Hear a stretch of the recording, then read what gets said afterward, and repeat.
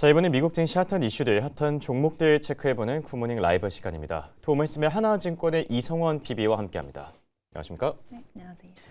네, 설 연휴 잘 보내셨을까요? 네, 잘 보냈습니다. 네, 우리가 쉬어가는 동안 글로벌 증시는 또 숨가쁘게 움직였는데 간밤 미국 증시 한 줄평 먼저 남겨주실까요? 네, 어제 이제 미국 증시는 AI 우려 둔화로 이제 오랜만에 이제 상승을 하다가 FOMC 의사록이 나오면서 상승폭을 좀 줄였던 하루라고 말씀드릴 수 있을 것 같습니다. 네, FOMC 의사록에서 예상하기는 했지만 생각보다 더 매파적인 얘기들이 많이 담겼었죠. 관련된 내용들 조금 더 디테일하게 살펴보도록 하겠습니다. 굿모닝 라이브 이슈픽 바로 보여주시죠. 오늘 저희가 얘기 나눠볼 세 가지 토픽입니다. FOMC 의사록과 함께 딥시크 논란이 다시 불거졌다라고 하고요. 그리고 메타와 엔비디아의 대규모 계약까지 내용들 차례대로 살펴볼까 하는데 우선 연준의 신중 스탠스가 다시 한번 재확인됐다라고 하죠. 하반기 금리 인하 기대감 아직까지 유효한 걸까요? 어떻게 보시죠? 사실 이제 지난주 금요일에 아무래도 이제 지표가 나오면서 뭐 금리 인하가 이제 이번 올해 하반기 6월에는 이제 거의 확실시 되고 있고 2회, 뭐 3회까지도 볼 수 있다라고 이야기를 나왔는데 사실 FOMC 의사록을 열어보니까 이번에 조금 되게 매파적으로 이야기를 한 게 아무래도 시장에 조금 불안을 줬던 것 같기는 합니다. 그 의사록 보면은 이제 위원들이 이제 2% 목표를 향한 인플레이션 여전히 뭐 지속될 거다라고 하긴 했지만 그 속도랑 목표 기간은 이제 아직은 불확실하다라고 이야기를 했는데요. 뭐 여기서 이제 또 더 나아가서는 이 목표 달성으로 가는 여정이 일반적인 것보다 좀 더딜 수 있고 고르지 않을 수 있다라는 이야기를 하고 또 이번에는 이제 고용보다는 인플레이션 물가 잡는 데 조금 더 신경을 쓸 것 같다라는 식으로 이야기를 나온 게 네, 아무래도 이제 이번 주 금요일에 있는 12월 이 PCE 물가 지표에 대한 그 조금 더 경계감을 드러냈던 하루였던 것 같습니다. 네. 사실 그동안은 인플레이션보다는 고용 시장에 조금 더 집중을 했잖아요. 이렇게 갑자기 인플레이션으로 좀 회귀한 이유가 있을까요? 아무래도 이제 연준이 판단하기에 고용 지표들을 봤을 때 이 고용 지표는 어느 정도 이제 뭐 시장에 영향을 미칠 만한 정도는 아니다. 우리가 이제 봐야 될 거는 물가 지표다라고 이제 정의를 내린 것 같고요. 아무래도 이러다 보니까 이 FOMC 의사록이 나오고 나서 6월에 기준금리가 0.25% 낮아져서 이제 떨어질 확률이 51%로 이제 나왔는데요. 하루 전에가 이제 50%였기 때문에 뭐 크게 변동은 없었지만 그 전에 대비해서 뭐 한 달 전 대비해서는 그래도 이제 금리 인하 가능성이 좀 높아진 상태는 맞다라고 말씀드릴 수 있을 것 같습니다. 네. 그리고 간밤에 또 벤스 부통령의 발언이 주목을 받았었죠. 이란에 대한 이제 지적을 하면서 국제유가가 4%까지 뛰기도 했었는데 연준의 통화 정책에 이런 인플레이션 반등이 변수로 작용할 가능성은 없을까요? 네, 아무래도 이 FOMC에서 이번에도 그 고용보다는 물가나 인플레이션을 좀 더 보겠다라고 한 만큼 그 국제유가가 만약에 계속적으로 지속적으로 오른다고 하면 아무래도 물가 지표도 올라갈 가능성이 높고 그러다 보면 이제 금리 인하에 대한 기대감 역시도 좀 줄어들 가능성이 있기 때문에 뭐 지정한 리스크를 우리가 판단을 할 수는 없지만 아무래도 계속 지켜보고 대응을 해야 하는 거는 맞을 것 같다라고 말씀드릴 수 있을 것 같습니다. 네. 실제로 간밤에 브렌트유 같은 경우에는 배럴당 이제 $70까지 육박하게 됐죠. WTI마저 $70를 넘어설 경우에 트럼프 행정부의 이 인플레이션과 관련된 발언들이 추가적으로 더 나오지 않을까 생각이 들고요. 자, 그리고 딥시크 논란에 대한 얘기를 나눠볼까 하는데 우리가 쉬어가는 동안 딥시크 논란이 다시 한번 또 불거졌다라고 해요. 딥시크의 새 모델이 갖고 있는 가격 파괴 가능성 이게 어느 정도 되는 걸까요? 네. 우리가 이제 쉬는 동안 연휴 동안 이제 금요일부터 그 나스닥이 굉장히 출렁거리는 하루가 많았는데요. 네. 뭐 빠진 거를 말씀드리는 것보다 변동성 자체가 굉장히 컸다라고 말씀드릴 수 있을 것 같아요. 근데 그 중에 하나가 이제 결국에 딥시크였는데 이 딥시크에 나온 내용을 보니까 아마 2월 중순에 발표 예정으로 나와 있는데 뭐 파라미터가 1조 개 그리고 컨텍스트가 뭐 100만 토큰이다라고 하면서 구조 혁신을 이루고 그리고 이번에 지금 서구 모델들보다 굉장히 좋은 성과를 낼 수 있다. 근데 그러니까 그러면 저렴한 가격에 더 뛰어난 퀄리티를 제공할 때 이런 얘기잖아요. 근데 어쨌든 이제 뭐 서구 모델만큼은 따라오는 거는 뭐 우리가 예상을 했지만 가격이 이제 우리가 쓰고 있는 것보다 10배에서 40배 정도까지 오, 예, 저렴할 수 상당하네요. 있다. 네. 이런 이야기가 나오면서 아무래도 AI 패러다임이 좀 바뀌어질 거다라고 이야기가 나왔는데 근데 이게 한 2년 전에 딥시크 사태가 처음 나왔을 때도 이런 얘기들이 많았었잖아요. 네, 맞습니다. 그렇기 때문에 사실 이걸로 인해서 굉장히 시장이 두려워하는 것은 맞지만 우리가 이번에 이것을 정말 리스크로 봐야 되냐고 했을 때 사실 이미 시장에서 알고 있는 리스크는 어떻게 보면 이미 인지된 거기 다 때문에 노출된 거지 않습니까? 맞아요. 그래서 이제 리스크라고 이제 판단하기는 어렵고 만약에 정말 딥시크가 뭐 빠르면은 이번 주 내에 나올 가능성도 있는데 이번 주에 나온다고 하더라도 시장에 급락을 가져올 가능성은 낮다라고 저는 판단을 하고요. 그리고 이제 우리가 이제 걱정하는 것만큼 이 중국 회사의 기술력을 좀 뜯어봤을 때 정말로 우리가 걱정해야 될까라고 봤을 때는 그 정도는 아니다라고 좀 생각을 하는데 첫 번째로는 일단 중국 회사는 패스트 무버는 맞지만 이제 패스트 팔로우는 맞지만 퍼스트 무버는 아니지 않습니까? 예, 그렇죠.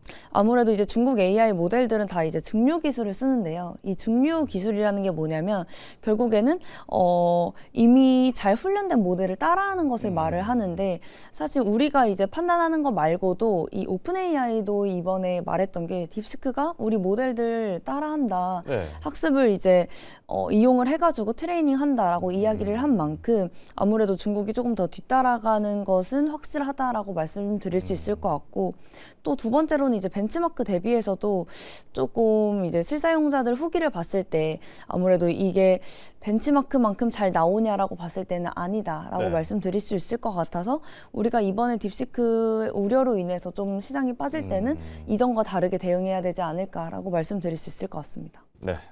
물론 뭐 딥시크의 이제 새 모델에 따른 조정이 있을 수는 있겠지만 그래도 뭐 2년 전과 같은 딥시크 쇼크 사태까지는 없을 거다. 그리고 혹시라도 조정을 받게 되더라도 어떻게 보면 좀 매수 기회가 되지 않을까 생각이 되기도 하고요.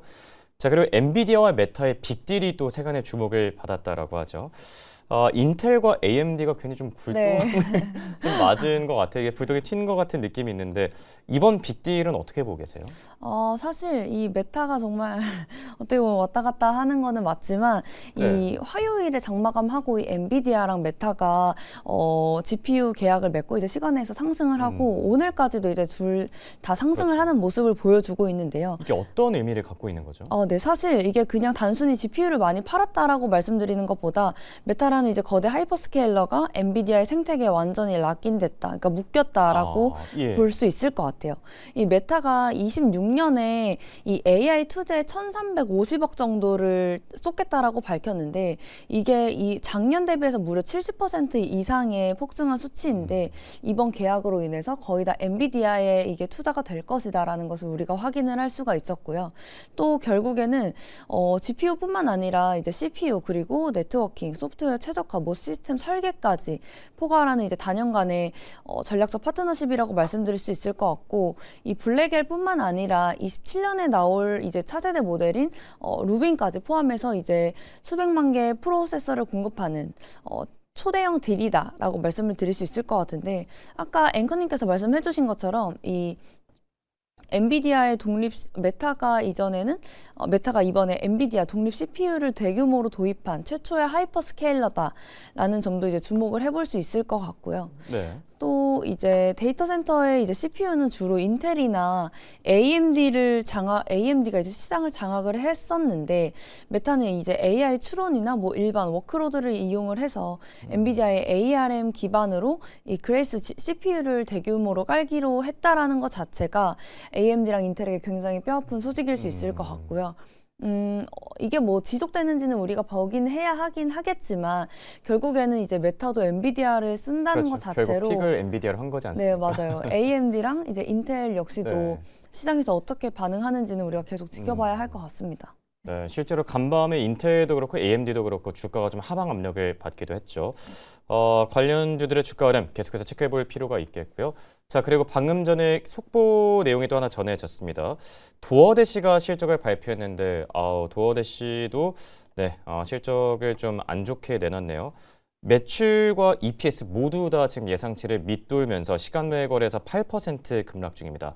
다시 한번 전해드리면 도어대시 사실 정규장에서는 기대감과 함께 6%까지 뛰기도 했었는데 지금 시간 외 거래에서 큰 폭으로 밀려나는 중입니다. EPS 여기에 매출까지 예상치를 밑돌면서 현재 8%까지 급락 중입니다. 도어대시는 이제 다들 아시겠지만 이제 배달 플랫폼 네. 업체죠. 배달 플랫폼 업체들이 최근 들어서 이 주가가 좀 많이 부진한 것 같은데 이런 현상은 좀 어떻게 보고 계신지 궁금하긴 하거든요.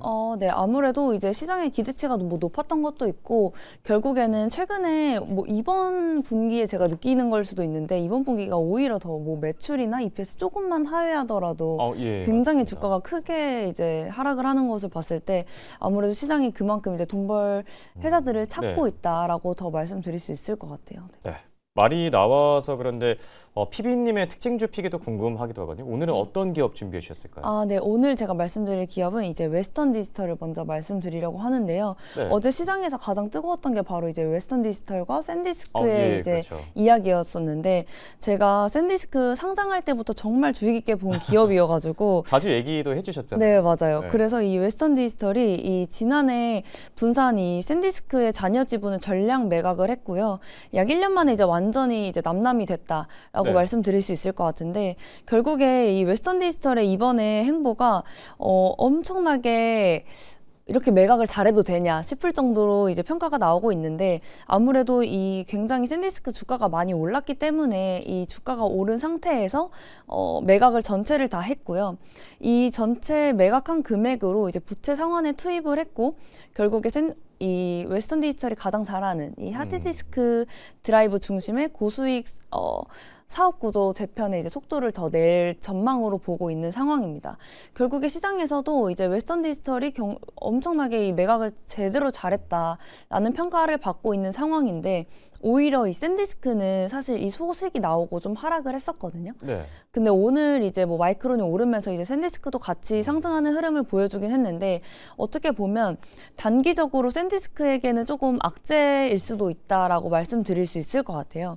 그 이유는 이제 이번 거래로 샌디스크가 직접 얻는 현금이 전혀 없었다라는 점. 그리고 네. 결국에는 웨스턴 디지털 모기업의 이제 부채 상환의 도구로 쓰였다라는 게 뭐 단기적으로는 리스크일 수도 있지만 결국에는 우리가 이제 가장 걱정했던 게 이 오버행 이슈가 언제 나올 것인가라는 것을 좀 걱정을 했었기 때문에 오히려 이제 오버행 이슈가 완전히 해소를 돼서 중장기적으로는 지금 봤을 때 이 낸드 100% 기업인 샌디스크를 조금 더 집중할 수 있는 그 약간 이 좋은 포인트가 기회가, 예. 될 수 있을 것 같다라고 말씀드릴 수 있을 것 같아요. 네, 자, 첫 번째 기업으로 웨스턴 디지털에 대해서 살펴봤고요.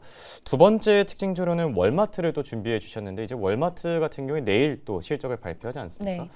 최근 들어 AI 파괴론이 좀 불거지면서 자금이 이런 월마트 같은 필수 소비재 쪽으로 많이 좀 이동한 것 같은데 네. 월마트는 어떻게 보고 계세요? 월마트가 되게 재밌는 게 주가 흐름을 제대로 보면 이 시장이 빠질 때마다 월마트가 올랐거든요. 네, 그러더라고요. 오히려 이런 거를 봤을 때 지금 월마트의 주가가 어떻게 되느냐에 따라서 시장이 조금 향방이 갈린다라고 말씀드릴 수 있을 것 같아요. 실제로 뭐 어제 오늘 월마트가 조금 하락을 했는데 시장은 반등하는 흐름을 보여줬을 때 확실히 월마트가 지금 시장과는 좀 반대로 움직이는 경향이 있다라고 볼 수 있을 것 같고 네. 이 월마트가 이제 작년 12월에 나스닥에 편입이 되면서 기관들이 어떻게 이제 이용을 하냐면 이 뭐 좀 시장의 중립적인 기관들이 이 월마트를 나스닥 안에서 반도체를 팔 때 월마트를 오히려 사고 또 네. 반도체를 살 때 월마트를 매도하면서 이제 시장에 키 맞추기를 하는 이제 시장이 밀리지 않는 선에서 이렇게 핑퐁핑퐁 이런 네. 흐름을 보여주고 있는데요. 포트폴리오 균형을 잡기 위한 좀 좋은 도구가 네, 맞아요. 됐던 굉장히 거네요. 좋은 도구로 이제 사용이 되고 있는데